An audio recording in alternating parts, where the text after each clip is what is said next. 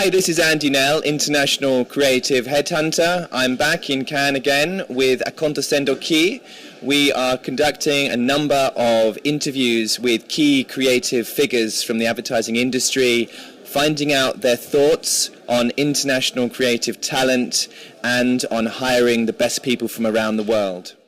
Hi, I'm here with Manir Fadel, the Global Executive Creative Director of JWT, previously the Chief Creative Officer of Lulara TBWA in Brazil. It's nice to be with you, Manir. Well, thank you so much to be here with you. It's a pleasure. That's great. It's great. It's Saturday today. It's the end of a very long week at the Cannes Advertising Festival. Have you had a chance to see much of the work? Because I think you've been quite busy, haven't you? Yeah, I've tried to see as much as I can.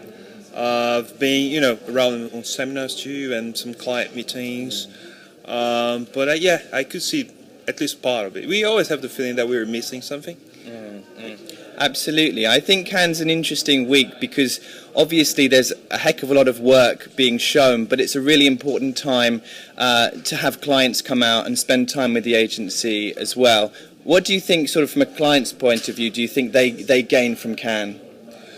Well, I think it's a wonderful experience for, all the clients. I'm happy to have them here.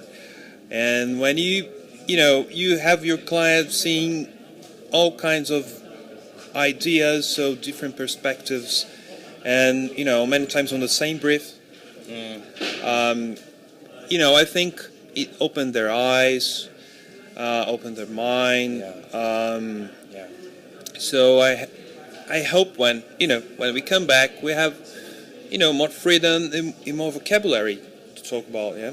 Definitely. I think that's such a great point. It shows them what's possible, and hopefully that inspiration will continue on, not just for a week or two, but they can keep that momentum going over the next 12 months until the next festival. So one of the reasons I thought it'd be great for us to chat today is because obviously you were working and living in Brazil. You had a fantastic career and highly reputed career in Brazil. And then not too long ago, you made the move over to work in London. Was working internationally always something that you had thought about? Yeah, I always dreamed about it. But since my career was pretty well in Brazil, it was kind of hard living because life was good, work is good, family, all the roots. I'm pretty Brazilian. But then when they called me, Matt called me, J. Otto Thompson, Unilever, Global Creative Direction. It's a very beautiful pack living in London, so I couldn't say no. I'm super happy.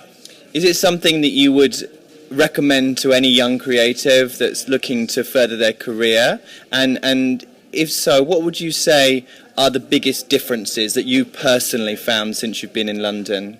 Yeah, absolutely. I would recommend for every creator. In fact, it's quite nice when I see like Brazilians. I meet Brazilians in London that started their careers outside, abroad, outside of Brazil.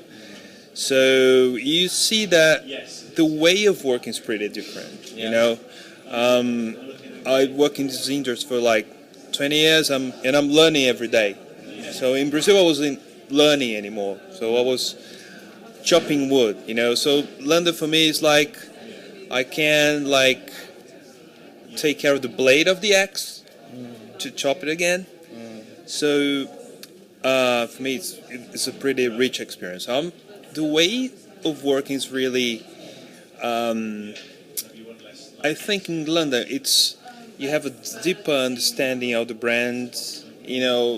Planning is really important. So the relationship with the planners and the brief is much more intense than we have in Brazil. Because in Brazil, we have a brief, and then we quickly crack it and do it, and you go to the creative department like crazy, and boom, boom, boom, boom, and go.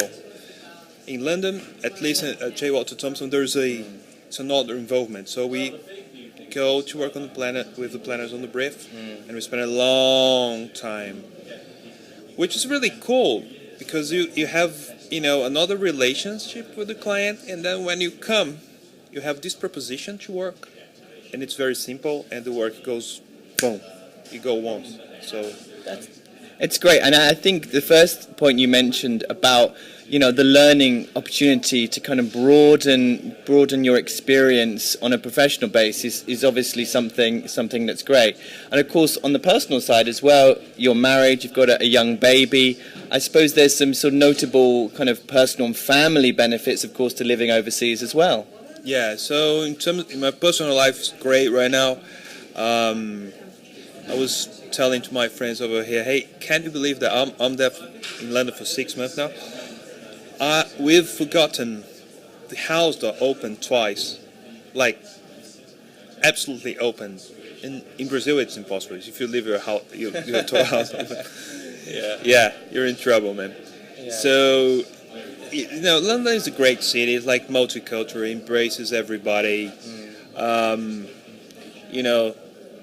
We have friends from all over the world, plenty of Brazilians too. Culture is amazing.